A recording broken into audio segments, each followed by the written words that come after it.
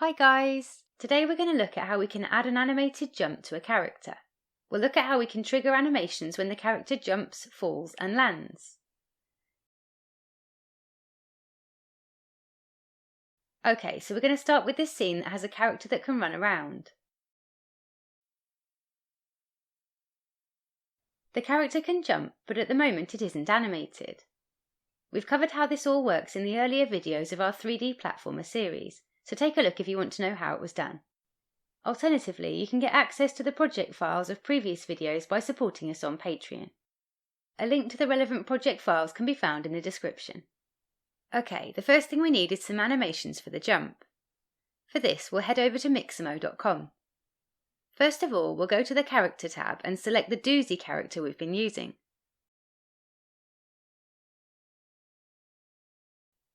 Then we'll go to the Animations tab and search for a jump animation. The obvious thing to do would be to select one of these jump animations. The problem with this is that the jump animation is a finite length. The duration of the jump in our game will take different amounts of time depending on various factors. For example, jumping down from a ledge will take longer than jumping on a flat surface. To be able to handle this, we're going to split the jump animation into 3 stages: the jump up, the fall down and the landing. This way we can synchronize the different animations with the different stages of the jump. Fortunately, Mixamo has animations for each of the stages we need. Let's search for jump up first. We'll select this one. This will be used when we start the jump. We'll click download and then select FBX for Unity and without skin to just download the animation. Then we'll download this to the assets folder of the project.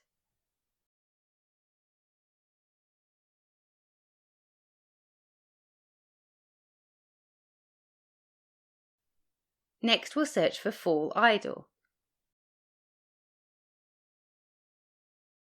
We'll select this one. This will be used while the character is falling through the air. We'll download this to the assets folder the same as before.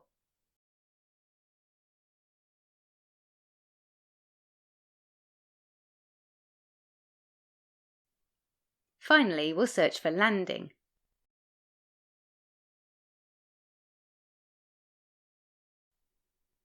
We'll select this one. This will be used when the character lands the jump. Let's click download and save it to the assets folder.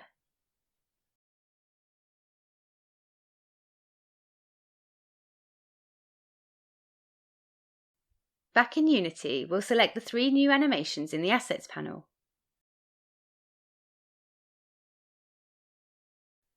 Then we'll go to the Rig tab and change the animation type to Humanoid. We want to make use of the character avatar, so we need to change the avatar definition to Copy from Other Avatar. We'll then select the character's avatar as the source. If any of this seems unfamiliar, then take a look at our video on animation retargeting, where this is covered in more detail. We'll click Apply to save the changes. Next, we want to set the falling idle animation to loop. To do this, we'll select the animation in the Assets panel, and then we'll select the Animation tab. We'll tick the Loop Time and Loop Pose checkboxes. We're going to control the movement of the jump in a script, so we don't want these animations to affect the movement.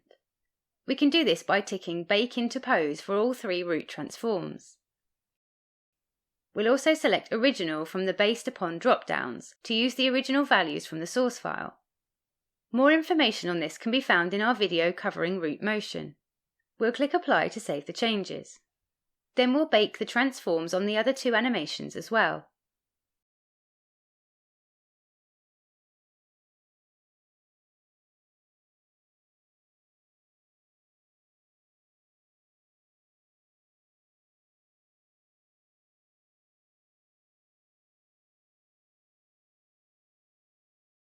We need to make one final adjustment to the landing animation. It currently includes the fall and landing. We actually only want the landing part of it, so we'll change the start frame to 8.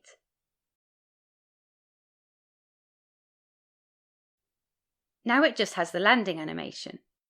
Let's click Apply to save the changes. Now we have all the animations ready, we need to set up the animation states and transitions. We'll select the character in the hierarchy and then double-click the Animator controller to open the Animator window. Let's right-click in the Animator window and create a new empty state. We'll call this Jumping. Then we'll set the motion to the Jump Up animation. Next, we'll create a falling state.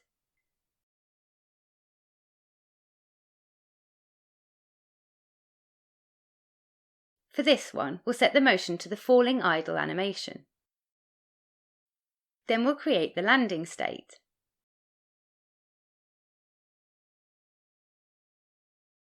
And we'll select the landing animation. Next, we need to create the transitions between these states. We want to be able to go from idle to jumping, so we'll right-click on the idle state and select Make Transition. We'll then click on the jumping state to create the transition. Next, we'll create a transition from jumping to falling. Then from falling, we want to transition to landing. From landing, we'll transition back to idle.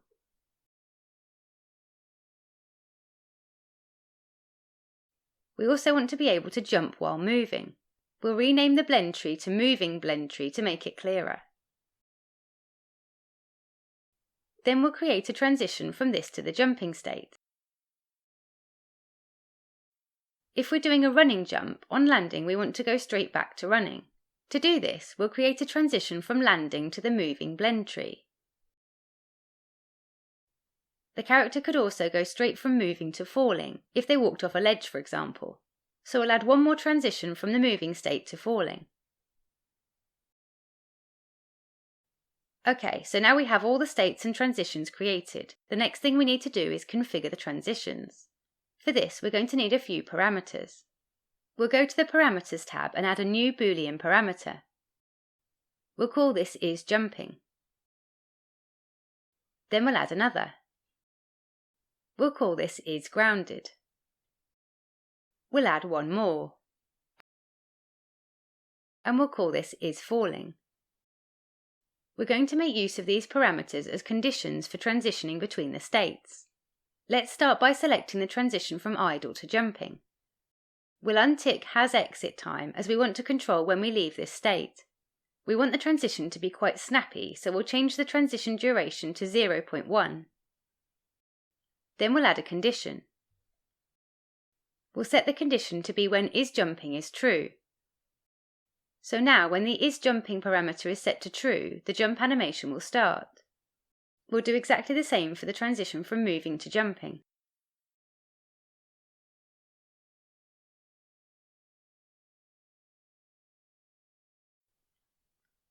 Next, we'll look at the transition from jumping to falling. We'll untick Has Exit Time and add a condition. For this one, we'll check that isFalling is true. We'll then do the same for the transition from moving to falling.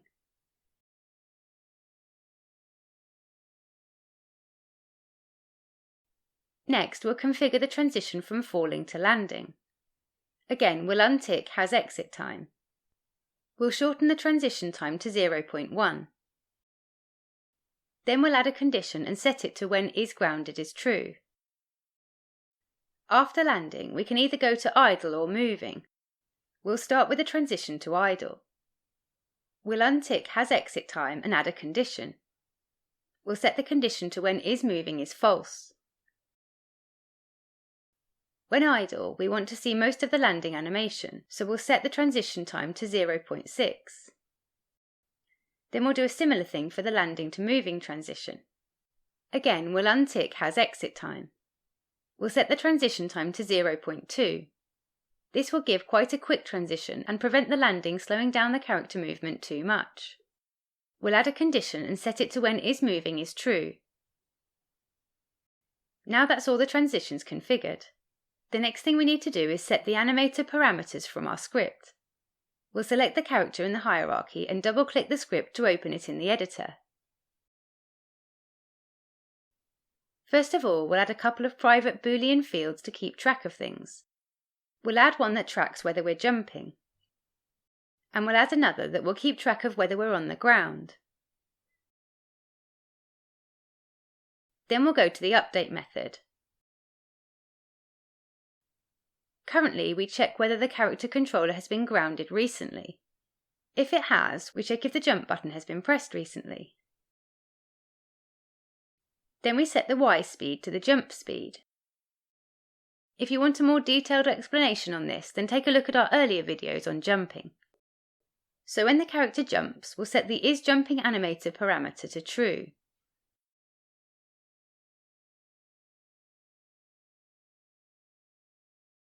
We'll also set the isJumping field. When the character is grounded, we'll set the isGrounded parameter to true.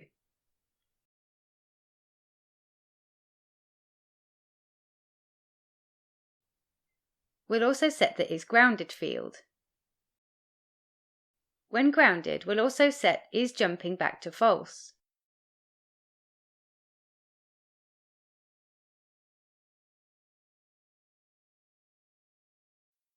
And we'll set isFalling to false.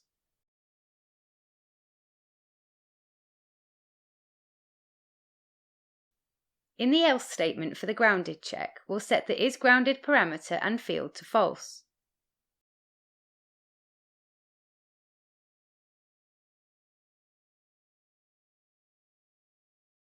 In here, we'll also decide if the character is falling. We want to transition to falling when the character goes from jumping up to down, so we'll check if we're jumping and the Y speed is less than 0.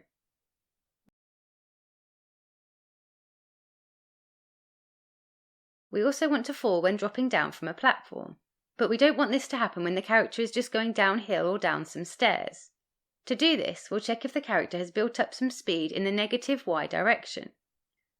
We'll check if it's less than -2. Then we'll set the isFalling parameter to true.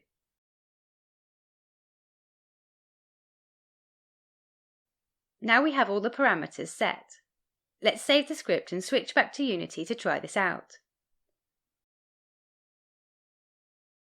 Now when we press space, the character jumps up, falls and lands. It's not looking too bad, but there are a couple of issues. Firstly, if we jump and then jump again quickly, the landing animation is still playing on the second jump. Secondly, if we try to do a running jump, the character doesn't move while in the air. Let's stop the game and fix these issues. First, we'll look at the issue where the landing animation is playing when jumping. We'll go back to the Animator window. Let's look at the transition from landing to idle. The problem is that this takes 0.6 seconds to happen, and the character can be jumping again during this time. We can easily fix this though by allowing the transition to be interrupted. We'll set the interruption source to next state. This will allow the transitions on the next state to interrupt this one. So if the conditions are met to transition from idle to jumping, then the landing to idle transition will stop and the idle to jumping one will start. We'll do the same for the transition from landing to moving. Next, we'll go back to the script to fix the moving jump issue. The reason the character doesn't move in the air is because we're using root motion. The walking and running animations move the character forward, but the jump animation doesn't. If you want more detail on how this works, then take a look at our video explaining root motion. What we're going to do is only move the character using root motion when it's on the ground.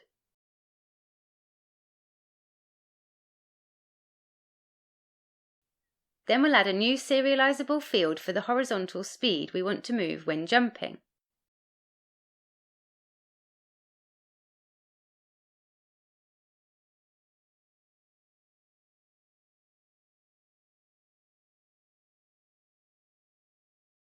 Next, we'll go to the end of the update method.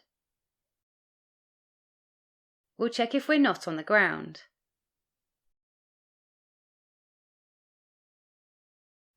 In here, we'll then set the desired velocity to the movement direction, multiplied by the input magnitude, multiplied by the jump horizontal speed. We'll then add the y speed to the velocity. Finally, we'll move the character by this velocity, remembering to multiply by time.delta time.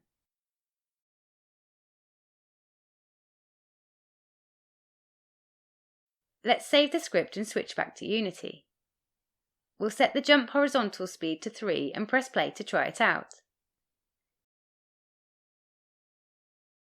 Now the player can jump multiple times in quick succession and the correct animation plays. We can also now do a running jump. If we fall off this rock, we can see the falling animation plays. Our jump is looking much better now, but you can really notice the transition from jumping to falling. In our next video, we'll look at how we can edit the falling animation in Unity to make this look much better. Okay, that covers everything for this video. A big thank you to all our amazing patrons for helping to support the channel.